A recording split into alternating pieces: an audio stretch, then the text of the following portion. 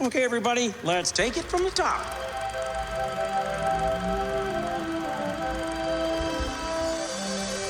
To all who come to this happy place, welcome. Hi-ho, everybody, and welcome back to D Plus Us, the show about all things Disney. I'm one of your hosts, Griffin Tadell, Griffy D-Pad, and with me, as always, is the wonderful, the amazing Mr. Mitch George. This is about to be a chaotic episode. I don't even know what to say at this point. We're just going to do it. Let's just do it. There's so many tech issues going into this episode. We're in a weird state of mind. Time is weird and dumb, but you know what? We're here. Your president is making jokes about buying our country. And vice versa for my state. Hey, you benefit being Look, Canadian. all I'm You're saying, already like 90% of the way there. I grew up Hanging with out a me every Cascadia so flag. often. I have a Cascadia flag. As you should. And I am proud of that Cascadia flag, regardless of the point. Yeah, we're talking about What If Season 3 today, folks. What's up? Welcome for one hell of a ride. As always, this is D Plus S show about all things Disney, where we talk about movies, TV shows, video games, and more, and theme parks and more. Anything underneath the Disney umbrella. If you like that, head over to the YouTube channel, youtube.com/add_D+us, to check this out. Check out our other stuff, where there's things actually coming for once. I've gotten back on the video editing saddle and finally gone back to some projects that I let sit for a concerningly long amount of time. So we'll have more coming soon. But Mitch, it's here. It's over. It's done. What if it's over, which is a weird thing to say. Especially since Zombies is still coming, and that's a spin-off of What If. Mm-hmm. Although I could honestly use a couple more spin-offs of What If, but we'll get into that. I honestly don't want the Zombies one, so... There's one in particular that I want that we will never get, but we'll get there. I know exactly which one, because it's the one that stars Kate Bishop. It is not. What? I loved it. The spin-off I want is from season 2. Okay. But it would end up probably starting Kate Bishop. Beside the point, we're talking about What If Season 3, released day to day, starting December 22nd through December 29th. 8 episodes in this series, which is a little odd as the first 2 seasons had 9 episodes. But your same cast, Jeffrey Wright coming back to voice the Watcher, as well as a litany of other people. Worth noting here, the previous seasons were head written by A.C. Bradley. This time, Matthew Chauncey served as head writer. We got 8 very different episodes this season. Overall, Mitch, what did you think of the final season of What If? As with most of this show, it was a bit of a mixed bag. There were episodes I really loved. There were episodes I will admit to have fallen asleep during and didn't go back and rewatch them, which I think I've said for both seasons of this show leading up to this point. So there's definitely some highlights and lowlights. Not every story is going to hit with everybody, but that's the design behind an anthology show like this. I mean, you look at something else that's going to start up next week. Fact check me if you want. With Goosebumps coming back with a second season, is it, setting itself up as an anthology show, not episodic, but season to season. You look at something like American Horror Story. I'm just also trying to think of more things that are on Disney Plus, thanks to Hulu and Fox. Not everything's going to hit with everybody, right? You can go for a similar vibe, similar tone, similar, in this case, animation style. It's not always going to hit. There are going to be episodes that do and some that don't. And that's the way I feel about season 3 as a whole. Yeah, I would tell you that season 3, I liked season 3. I think season 3 was great up until episode 7. When we got into the shared story between the 3 seasons of What If, which I think is What If's weakest point, that's when I stopped enjoying it. I really liked a couple of the premises they had for this one. Even the Howard the Duck and Darcy have a child. The weirdest shit you could possibly do. That's the one I fell asleep during and did not go back and finish. But it is weirdly funny.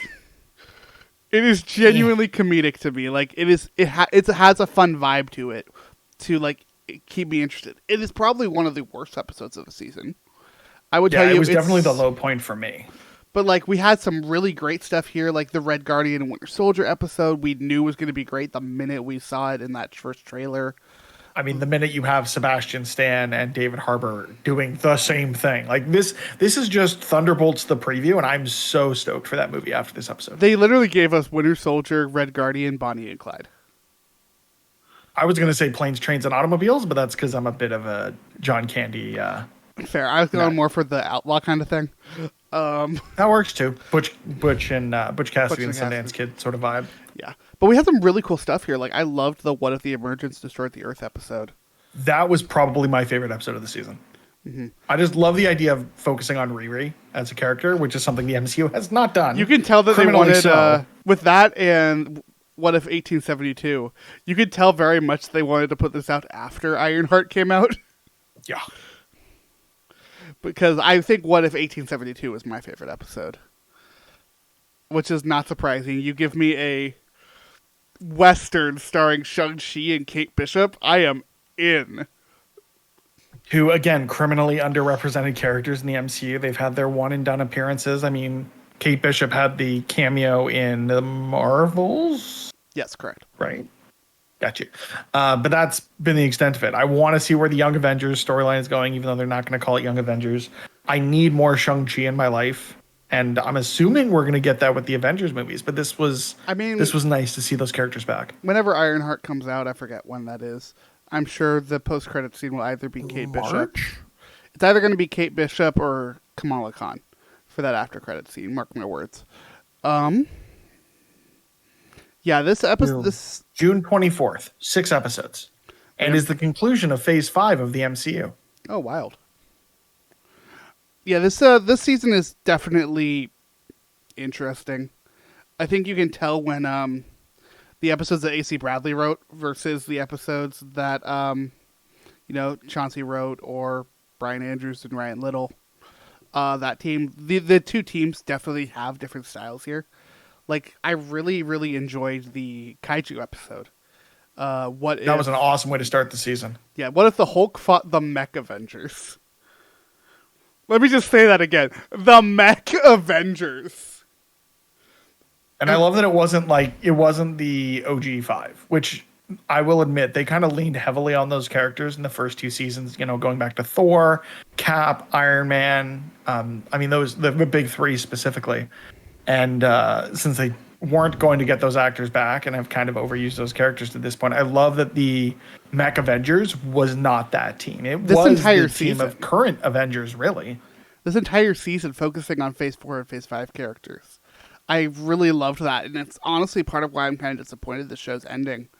I think for the mixed bag nature of the show, there's some low points, but I think the high points are genuinely worth keeping this thing around. I don't think we needed the Exiles storyline. I think the Exiles could have been your spin-off of Season 2, and then you guys clearly wanted to make an Exiles show. Go make an Exiles show. But... yeah, it felt odd. It felt oddly paced within the season, because like you said, this season focused all on newer characters to the MCU, except those 2 episodes. Yeah. Granted, you get Storm. I'm never going to be upset with getting Allison Seeley Smith in anything. Thank God they got her to do this. That being said, the whole team, apart from Storm, is characters that we've seen in previous seasons of this show, and it didn't really feel earned in a way that I wanted it to. I like that we got that backstory of Birdie, but otherwise, meh. Also, it felt like kind of a disappointing angle to go with Kahori. Kahori was such an interesting character in Season 1. Yeah. Or, sorry, Season 2. Season 2. This original character for What If with this native background. And it's the best, one of the best episodes of Season 2. One of the best episodes of this show, I would argue. It is genuinely amazing. And to kind of just have her, now I'm part of the multiverse team. I'm second fiddle to Captain Carter, as people just have been through the entirety of the show. Nothing against Haley Atwell and her portrayal, but it does seem... I don't want to call it lazy writing, but there's definitely more that they could have done there. The Captain Carter episodes, solo within her universe episodes, were fun, but oh, for sure. As soon as they took him outside of that, I never liked Captain Carter. I wish I did. I really do, but I just don't. It's hard not to. We'll break down episode by episode, but the other episode I want to shout out here, we've kind of shouted out most of them, is the Agatha episode. And it's a while that it took me. Turtles are back, baby. While that it took me 10 minutes to get to this episode, with how much I love Agatha and how much I love musicals. And how much you should love the Eternals. This episode was so fun. Like, I think this was another one of those, like, what if we just went crazy? And that felt like what a lot of what this season was with their what ifs. Is, let's just go crazy. What's interesting here too is you've got 2 episodes of this show that focus on eternal plot lines with Kingo and the Emergence destroying the Earth. You've got Captain America: Brave New World. Is it still Brave New World? What's the title? Brave New World. Yeah. No, Brave New World. You've got that, which we've seen Tiamat Island in the trailers, and presumably based on certain aspects of that story, we're gonna have to revisit thoughts or plot lines that were established in Eternals. I really hope. And I know this is asking a lot, that the end of Phase 5, start of Phase 6 does for Eternals what Infinity War Endgame did for Thor: The Dark World, and just make it a movie that people appreciate more in hindsight, which is, I really enjoy the Eternals. I still go back and rewatch it. I'm counting that as a check mark, by the way. It's a great film. I enjoy it as a film. No, I say I'm counting this as a check mark as to you say that this is the Thor: The Dark World of blah, blah, blah, blah, blah. I'm counting this. You should. And it should definitely end up on TikTok. Either way, like I want Eternals to get that same sort of treatment where in hindsight it feels like a better film because of what they've done with the plot lines from it. There's just so many interesting characters there that they didn't get enough time to play with in a movie that felt 4.5 hours long. I mean, the way that yeah, it's. I wish that we got more Eternals. I wish we would get more Eternals. I wish we got more Eternals in this. And I think that's kind of the sad thing for this show ending is like the whole idea of what if is like you're ending it now on what if, and then you show all of these potential what ifs. Like that's there were some weird ones in there. There's some weird ones. There's some really cool ones. We had some fun nods. There was Deadpool kills the Marvel Universe in there. We had the Man Spider in there. We had a weird mix of Miss Marvel and the Wasp in there, like Samurai Ghost Rider. That would have been dope. Punisher Riri Williams, Blade as Moon Knight. Blade as Moon Knight would be the cool Scarlet too. Witch Howard the Duck. That was horrifying, and I never want to see that again. I love it, and I want it more. Yeah, you had the Super Skrull Captain America variant thing, which I swear was just a reference to Earth's Mightiest Heroes. Might have been. Mm-hmm. But yeah, like the Deadpool shot is literally just Deadpool kills the Marvel Universe. Yeah. Like, I would have loved to see more stuff from that. And I get why they're not. Animation is expensive, and I'm sure there's not a massive return on investment for this show. But it's really been we know we're getting more X-Men 97. We know we're getting Friendly Neighborhood Spider-Man. Whatever. Is it Your Friendly Neighborhood Spider-Man is the Friendly Neighborhood. The current title of the show. I know it's had like 3 different titles now. It's had one other title. There's been one other title for the show. Well, technically 2, because they called the first season freshman year and the second season sophomore year. That's 1. 1.5 at most. I'm being pedantic. Either way, they love to change this up on us between Agatha, Spider-Man, Captain America. They're all over the place. Yeah, I think they're. I like their future of animation. I actually really like what they're doing here, right? Of like, they are cutting what if, yes, but they're doing it in their bolstering, Friendly Neighborhood Spider-Man, which, take it or leave it, I think looks really interesting. X-Men 97, which we loved that first season. We're getting the Marvel Zombies thing. We're getting Eyes of Wakanda. We're getting these kind of interstitials that might be important to the MCU, might not be, but ultimately are just, they're using animation to tell smaller, more unique stories within the Marvel Universe, which I think is one of the strong points of animation. I think. Yeah, I'm a little perturbed that we're getting Marvel Zombies, because presumably the team that is animating this is moving over to that, or has been working on that in parallel, or sequentially, whatever it ends up being, because of the similar animation styles. And I did not vibe with the concept of zombies in What If Season 2. See, I liked it. I also really love the original Marvel Zombies storyline. Marvel Zombies is one of my favorite comic runs ever. It's the ultimate what Y'all, if story. you're gonna have to trust me on this. It is genuinely the most existential comic book you will ever read It's in the phenomenal. best possible way. And it was a little disappointing to me. Agreed in what was it, season 1? Yeah, I want to say season 1. Yeah, season 1, where it was it's just more of a traditional zombie storyline. But it was, for me, the thing that got me interested in zombies is when they showed Yes, who it was. alive. It was the 5th episode. It was the 5th episode of season 1, and the spinoff is only getting 4 episodes. Yeah, it's a miniseries. It's a quick Yeah. story, and then we're done, and then we're moving on. That's why I'm interested in it. Or like Eyes of Wakanda is an anthology series with different stories within Wakanda. I really do think they're going to be doing good stuff with that, and I hope we see more animated projects in the future. Like I know there was talks about maybe doing a full animated movie, and whatnot, and I'm not sure if you saw when I saw that the first thought I had when I tweeted out was, "Give us Howard the Gwenpool." Duck. Well, no, give us Gwenpool. Oh, that works too. In the MCU, they already said they're That going to is give probably us. the easiest way to do something like Gwenpool. They're Or going to just give us me, Jeff. Give me Jeff the Land Shark animated shorts that run ahead of Marvel films. Give me the Pixar short treatment, but just have it be Jeff. See, in my opinion, you can't do Jeff without Gwen. Fair. But yeah, they've talked like they're because of how popular he's become with Marvel Rivals. They're going to put Jeff the Landshark in the MCU. 1,000%. No, they like Animation seems like a good format for that because I don't know how well that translates to live action. look. If they thought the I Am Groot short series were a good idea, they were not. They were not. Although I think that they were largely a project for interns, but in which case they were kind of cool. But regardless of the point. But yeah, a short series of Jeff shorts would be awesome and wonderful. You want to go episode by episode, Mitch? Do we have to? We're only 20 minutes into the show. We got to fill at least 40.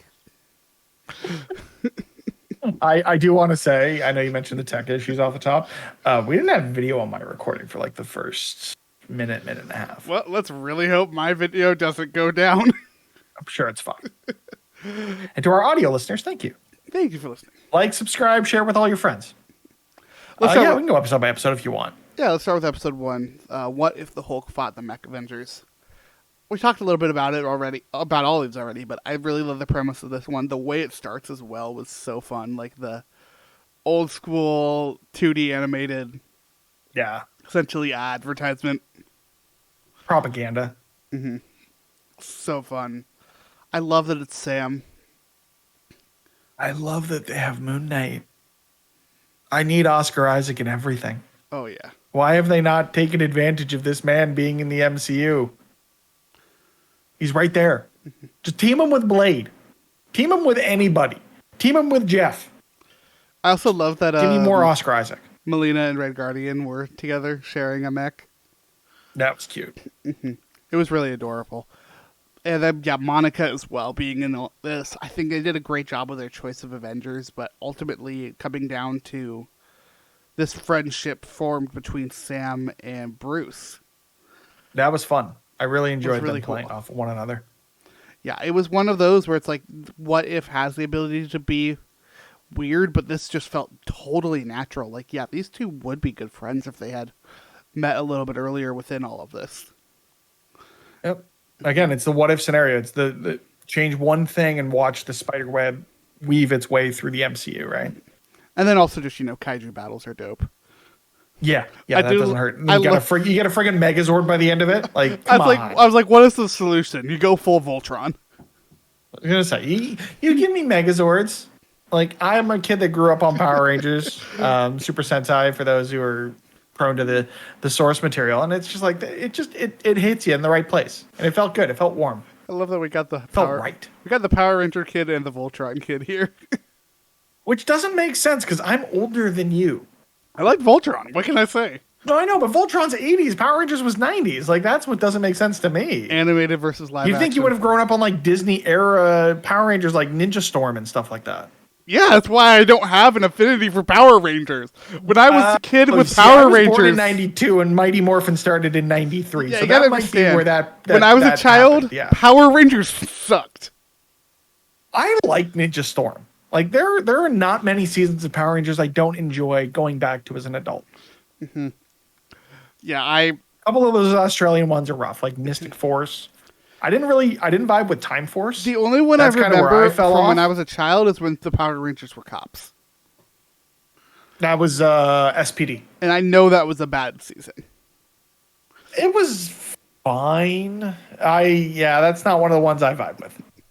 Like there's like peak Zordon era, so like Mighty Morphin through In Space, so Mighty Morphin Zeo, Turbo In Space. Even a couple after that, I think was what Lost Galaxy, Wild Force would have been in there. Although we don't talk much about that because the Red Ranger killed someone with a samurai sword and then committed suicide in prison. I think it was, or did he get Christ. killed in prison? Ranger Wild Fuck, Force. we're doing the Disney podcast, folks. Look, a bunch of these seasons were Disney. It's not outside the realm of our conversations, You're all right. right? Yeah, I didn't start really caring about Power Rangers until honestly kind of recently when I started reading Power Rangers comic books, which Yeah, are so like 2015 weirdly metal.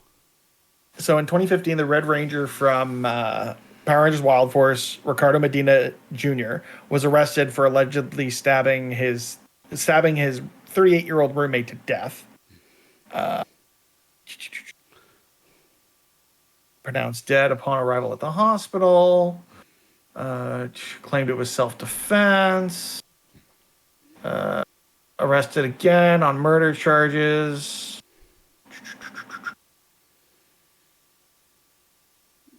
I'm just letting this happen at this point. This is fun. I thought he died. Oh, maybe he didn't die. I thought he died. Well, sounds like he sucks. I think he just went to prison. Why did I think he died? Anyways, Voltron. Right, yeah. I've never really vibed with Voltron until the Netflix show because it wasn't really in my purview growing up. I mean, the Netflix show is the best way to watch Voltron. Like, it is so good. But yeah, Voltron was just what I had, what was on. Did you have like older siblings or anything? No, you have a younger sibling. No, right? I'm the oldest. I had older friends in the neighborhood. Cousins? Oh, okay. Yeah, because I mean, for me, it was growing up. It was Beasties, known as Beast Wars in the U.S., because y'all have to Americanize everything. But the animal Transformers, Yeah, I know. Beast and Wars. Power Rangers. Yeah, like that was my vibe growing up. And I've got my mom, bless her soul, saved all of my toys from when I was a kid. So now having a kid of my own, I'm like, oh, this kid's gonna grow up with all the best toys. Yeah, that kid's gonna be spoiled. He already is. It's ridiculous. Here's the Also, thing. thank you again for your gift. It was very thoughtful. Hey, if I see a Figment thing, I'm just sending it to you now. Don't do that. International shipping's expensive. Yeah, no kidding. Anyways, Why do you think I bring it don't back. shop on the Disney store? Okay, here. No, I'm jumping on my soapbox again. I'm sorry. Disney store. You got off of closed it? all your physical locations in Canada. You said go online. It's all there. That's great. International shipping is $40. 40 Canadian or American dollars to ship that to Canada. Come on. Come on. Like, I know they're talking about tariffs and shit, but it can't be that bad. You day, All right, I'm done. Moving on to episode 2. Oh, yeah. What if Agatha went to Hollywood? This was fun. So good. Kingo killing it. Agatha. I mean, you can't Killing it. go wrong with Kumail Nanjiani, Catherine Hahn, But Dominic the Cooper, and James Darcy. the absolute shock to me, just not seeing it coming was James Darcy. I did not think Yeah. that they were actually going to put Jarvis in this. I was like, oh, Howard Stark is the film director. That's fun. Oh, shit, James Darcy. I mean, they've used James Darcy, so I'm not surprised. I was pleasantly, But him I- actually I getting was- to be Jarvis again. I was was- pleasantly. He was Jarvis in Endgame. Oh my god, yeah, he was. What? Here's You the don't thing. remember that cameo? Yeah, but he's cameoed in the MCU. That is such a blinking. Well, first off, the Agent Carter series. But that's such a blink and you miss it cameo. I wouldn't call that. That's MCU adjacent at best. I would tell you that is MCU. That's the beginning of Shield. But then they retconned all of Agents of Shield. So if agents Because because Agent Carter was never related until weirdness at the end of Agents of Shield. For me, I don't like anything that Marvel did that was outside the purview of Marvel Studios, which Marvel Television at the time was, is not. It's MCU adjacent, I'm at least for this up. me. The way I look at it, it was Marvel Television. Marvel Studios. They didn't even do the Netflix stuff. That was all Marvel Television. Okay, I will concede. Kevin Feige has said it was not. It is not canon. I mean, if it's part of your head canon, that's totally fine. Everyone's it's a allowed fun- to honestly, enjoy this any way they want. Watch it. I just personally don't treat it as MCU canon. Yeah. Well, I genuinely thought that it was canon, and it turns out it's not. I would say it was to a point. I think until they did the whole retcon of Marvel Television. Yeah. For me, it just kind of exists in some alternate timeline that led to Agents of S.H.I.E.L.D., which led to all the timey-wimey bullshit of that show that we do need to talk about at some point. But let's get back to this. Yeah, bringing it back around. This episode was just so damn fun. I loved Agatha using Hollywood to cast spells. It is that same Agatha, right? Of like her trying to take in as much power as she can, but in such a drastically different way of going about it, of stealing the power of Eternals rather than the power of witches. I think is so fun. Like seeing her and Kingo fight, and she's using the different powers of the different Eternals. Fighting with music. Fighting with music, and it's fucking amazing. Awesome. It was awesome. They did like the Bollywood dancing of like the giant group of women dance fighting the giant group of men, and it was just so fun. Well, and I love they did a great open here where they opened in black and white and 4:3, like very old Hollywood vibes the whole way through, which I thought was great. Also, like celestial looking Agatha was so cool. Like, Yeah. I loved that look. The purple. How she basically just tells the Celestials to fuck off. I mean, when you have the power of a celestial yourself, it's not unprecedented. Slightly disappointing that they left the cliffhanger there. But also it was kind of Yeah. fun. Moving right along. What if the Red Guardian stopped the Winter Soldier? What a wild episode. I mean, I love that they got Lawrence Fishburne to just be Bill Foster. Like, it makes sense given the timing of it. Like, early 90s. You think at that point, Hank Pym's no longer with S.H.I.E.L.D., so he's doing this investigation solo. well, didn't they have him It last just- season when they did like the old Avengers? Because Goliath was in that. Was he? Yeah.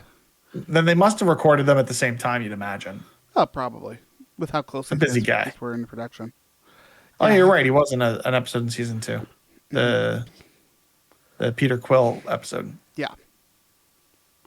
Did he get big in that episode or just? Yeah, he went big. Oh, he only goes big, right? He doesn't go small. That's Yeah, his thing? he's Goliath. He doesn't go. Yeah. He doesn't do small. Yeah, I love this one. I think this was really fun. Like, right off the bat, this is going to be a good time when they're doing like the side by side of how Red Guardian and Bucky get to America separately.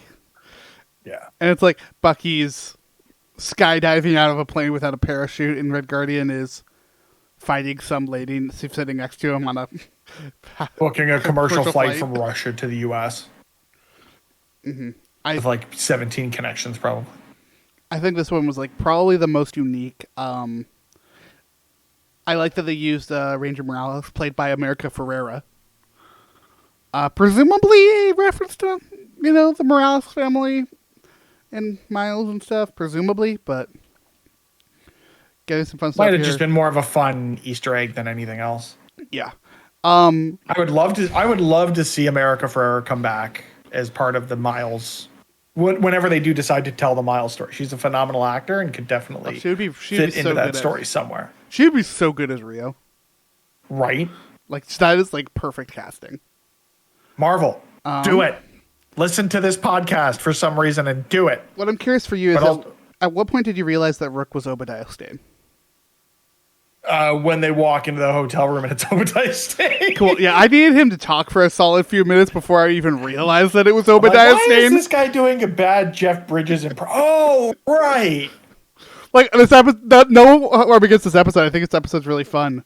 A particular shout out to the scene of them ordering burgers because it's the funniest shit to me. Of Red Guardian just going off on his diatribe. Bucky's like, I just want my fucking burger. Want to eat? But yeah, like I genuinely was like, who the hell is this bald weirdo? I'm like, just who is this dude? I was expecting something fun. I'm like, oh wait a minute, it's Stain. I haven't thought about you in years. Which, again, it does make sense. In like, I don't think they're retconning the murder of the Starks, but in that, like, we know Obadiah was involved in some aspect of that, being like doing real shady stuff. It would, stem to reason that he'd have a connection with the Red Room that conducted this murder. Mm-hmm. Well, I think his connection isn't even necessarily with the Red Room specifically. He just gave the information to some Russians, and they did the deed. I really liked how that kind of plays off of this. The situation around the Starks dying is not what changed. It was literally just, what if Alexei was also in this situation? Yeah. And the ending shot of this was so damn funny. Yeah. Of him just like forcing his way into that original Avengers circle. Trying to think what else I mean, I know that that's fun, but it's just funny that all of this stuff happening with Winter Soldier and Red Guardian, and the only thing that changed between the 90s and 2012's Avengers is that Red Guardian shows up because he worked for S.H.I.E.L.D. for a bit, but it doesn't have any other impact on the team. I thought the team was going to be like totally different when they're going around this circle, but it's like, no, it's just everybody plus Red Guardian because why not? Yeah. And he was like, he was not a part of any of it initially. He just saw what was happening and was like, I need to join this. But I think that honestly speaks to like how good the Winter Soldier is as just kind of this character of show up, disappear. And it's like they eventually ended up killing the Stark somehow. They had to. Otherwise, everything would be different.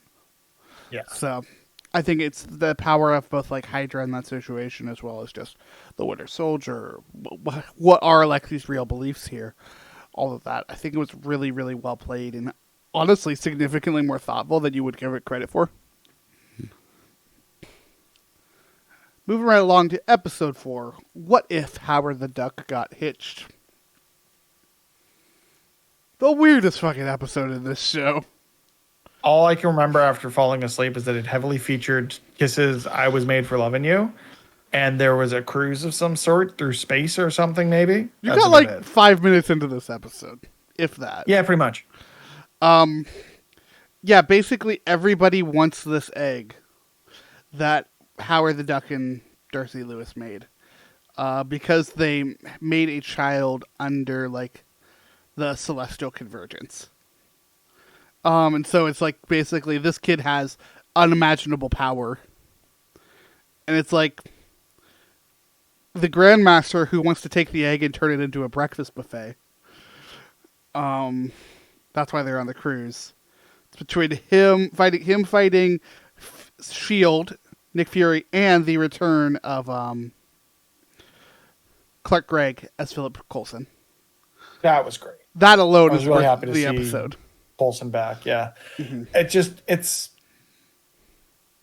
I don't want to get into the biology of all of it, but given Darcy had to take that corkscrew dick, the kid better have goddamn powers because that does not seem pleasant. I just loved what characters they brought into this. Like the Party Thor episode from season 1 was really fun and really unique. But like coming into this and it's like, oh, Yondu takes the egg and is going to sell it to the Collector. But the Collector is dead. Who's there now? It's Caecilius. And the Cult of Dormammu is somehow in nowhere now. And they're fighting over things. And then they go to Jotunheim and now they're building a ski resort there. And why not? It's just ridiculous in a way that I thought was at times a little too stupid. Like, but at the same time, one of the funniest Thanos lines to exist is in this episode. So you're telling me I should go back and rewatch it? I think it's worth the watch, honestly. There's a point where like the the what is it? The Black Order? Yeah, the Black Yeah. Order shows up, and they're doing their thing. Realize that there's this magic egg here, call Thanos, and Thanos is like one line in this episode. It's like, "You called me over an egg." It's ridiculous. It's dumb. It's stupid. But I was laughing my ass off for 30 minutes. Wild also that this was the Christmas episode. That's probably why I fell asleep, because that day, oh my God, I don't know if I told you about that day, but man, we tried to do way too much for having a newborn in the house, and that's probably why I fell asleep during this. I feel like there's only one way to learn that lesson. It's to make the mistake, I know. But I also wanted to shout out as well here, as far as other random characters that show up, Zeus shows up at one point. The Dark Elves are there. It's really fun. Dormammu himself does show up at one point. Okay. It is genuinely an insane episode that is just so stupidly fun. And now let's go into the exact opposite with what if the emergence destroyed the Earth. Because goddamn, this episode was depressing. Again, this show loves to reference back to Agents of S.H.I.E.L.D. because, like, as similarly to there, the Earth gets destroyed, but people can still live on it because gravitonium or some shit. Yeah, I'm realizing now they never explained that, but I'm honestly kind of okay with it. Let's just go with gravitonium and move on. We got more fucking Mysterio. Didn't see that Yeah. coming. If only they'd gotten Jake Gyllenhaal. I think they're fine without him. Alejandro Stubb did a great job. With it. Yeah, Riri. Riri is great and wonderful. I love that Riri is so big in this episode. Like, her fight against Vision, it being, Cool. evil White Vision. Beck saying, like, yeah, I programmed him. You definitely didn't. You definitely stole this shit. Everything about this was so fun. Using Wong, Okoye, and Valkyrie and Yingnan as the people who have survived is like, okay, it's literally everybody's, like, secondary backup person. Like, it is Doctor Strange's backup, even though Wong is technically Sorcerer Supreme. Like, Okoye... Well, you also get the power broker / Sharon Carter off the top, which for was fun. 2 seconds, and then she immediately gets killed. This whole show is a cameo fest, so each one I want to be. That's able to another shout one where I did not recognize her until they mentioned Yeah. that she was the power broker. Interesting. That's just a random note. Will we ever see that storyline continue? No, unless they reference back to it in Brave New World, maybe. Because we're not getting Armor Or Wars anymore, Thunderbolts. right? Armor Wars has changed. No, Armor Wars still happening, Or is Armor Wars still isn't happening? it? 'Cause I think that was our theory of that's where she would pop up next. Isn't it? I know they turned it into a movie. Yeah, I was gonna say. I just don't remember if it was still a movie or if they canceled it. Is Armor Wars still coming out?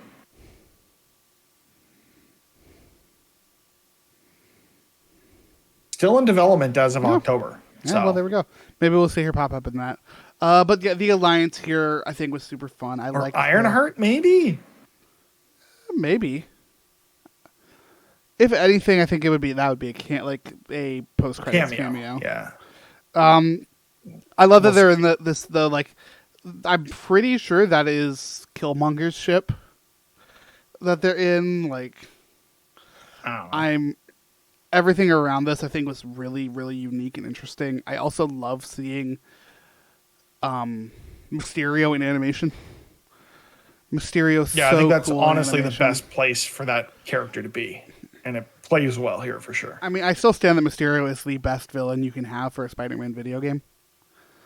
But maybe As that's was proven because- by Neversoft Spider-Man 2, Enter Mysterio. Or no, that was Enter Electro.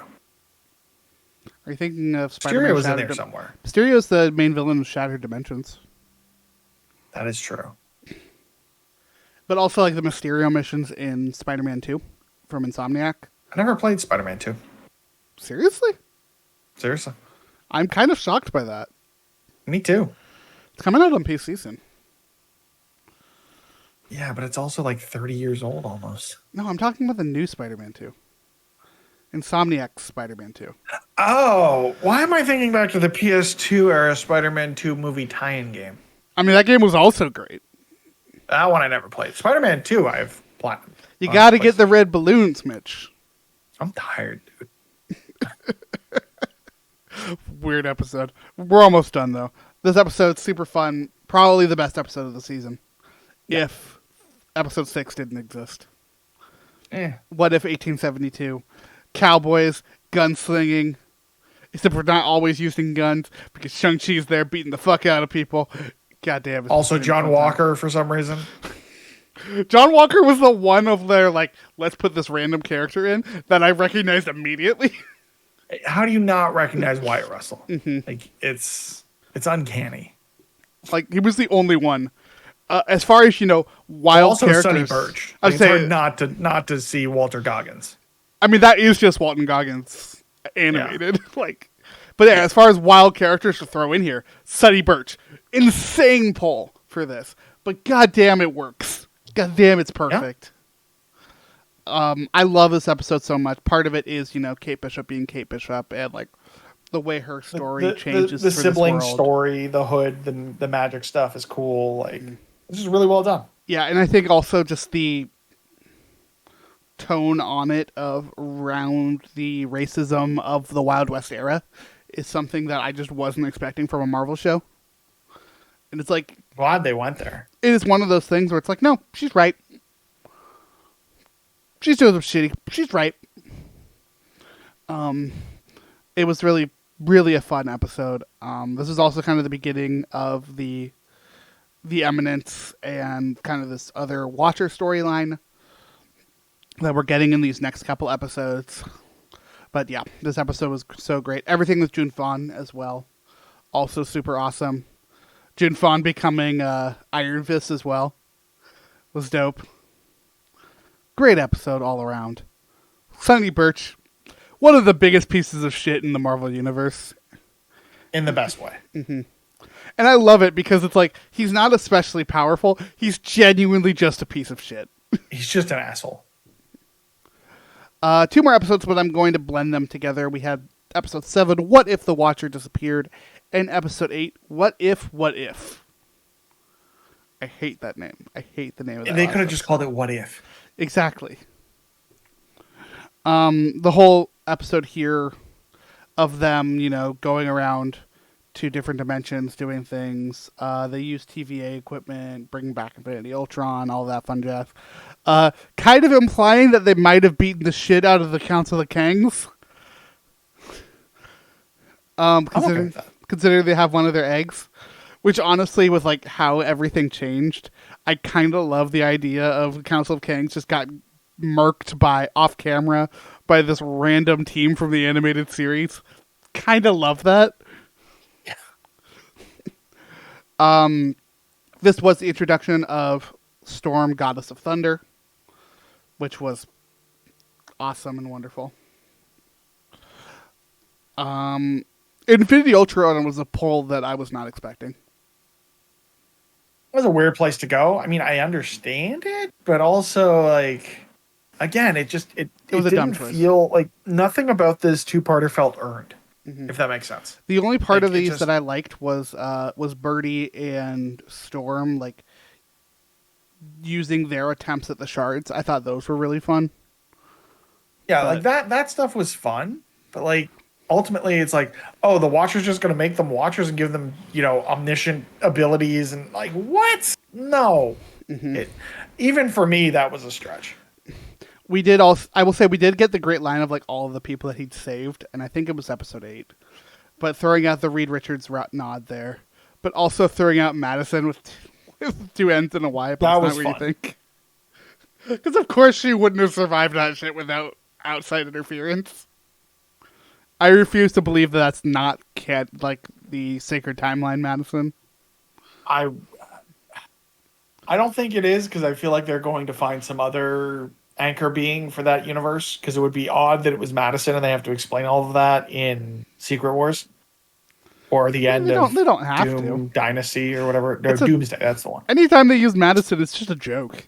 So, No, I know, and that's why using Madison here as an anchor being makes sense that it wouldn't. well, be a she's sacred not an anchor timeline being. because That was just one of the Wasn't people. it? No, that was just one of the people that the Watcher interfered. that he poked. That's right.